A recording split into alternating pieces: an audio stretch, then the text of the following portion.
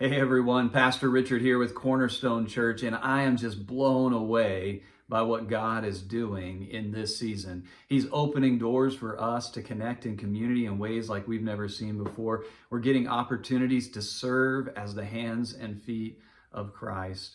And we're seeing God move in our gatherings. In fact, just yesterday, I had a young man come up to me at the end of the service, and he said he'd come to the realization he was tired of trying to do life his way. He finally surrendered, submitted, and committed his life to Christ, and we got to pray together. And today, he's a follower of Jesus. All of heaven was celebrating as this lost child came home.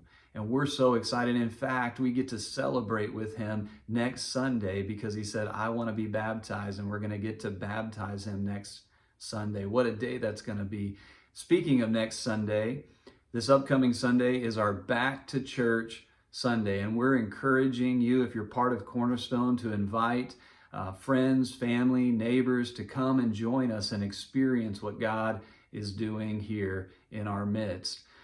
We want to have as many people there as we can, and if you can, bring some extra breakfast stuff for our breakfast bar. We want to serve our guests and those who come. And then if you're a newcomer, or if you bring a newcomer, someone who's been around recently, even in the last few months, we want you to stick around for our newcomers lunch. We're going to have a taco bar so we can talk about Jesus and talk about what he's doing here at Cornerstone. We just want to share with you more about Cornerstone and who we are and how you can plug in and be a part. So we're excited about Back to Church Sunday. That's coming up next week. Don't forget about that. But I did want to share a quick word with you as well. You know, we've been exploring these epic moments in the Old Testament. And just yesterday, we began into the Exodus story as God's going to lead his people out of slavery, out of the places and spaces that they've gotten stuck, and into his purposes. And I know that that's our story too. There's spaces and places that we've been stuck. We've been slaves to sin, and God has led us out into freedom. We don't want to settle for less than God's very best in our life. But you know, I was really struck by the character of Moses himself.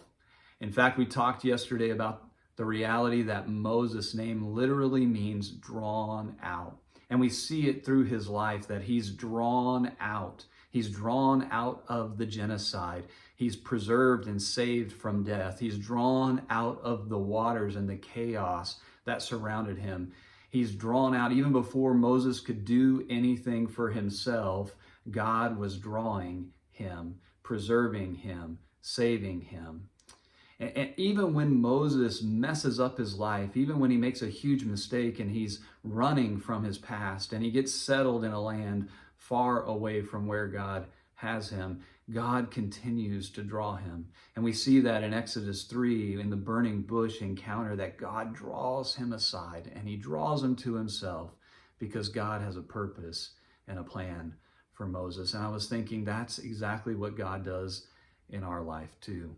He draws us out of sin, out of the stuff of the world, and draws us into relationship with him. Our God is a God who continues to draw us to himself. But then I began to think about Moses and his life, and God didn't draw him to himself just for Moses.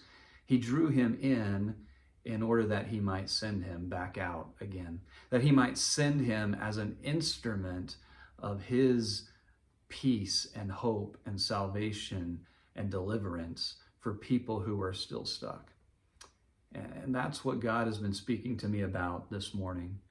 That God has drawn us into relationship with him and out of the stuff of this world in order that he might send us back out again. That if we're followers of Jesus, we are sent. We're missionaries. In fact, that very word missionary comes from missio, which literally means sent.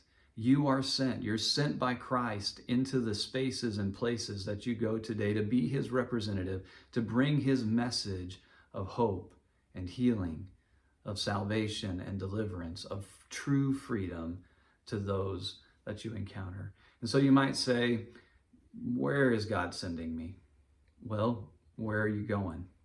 I think that wherever you go today, God has sent you there. Whether it's at school, at work, at the store, on the road, you're sent. And we want to live on mission.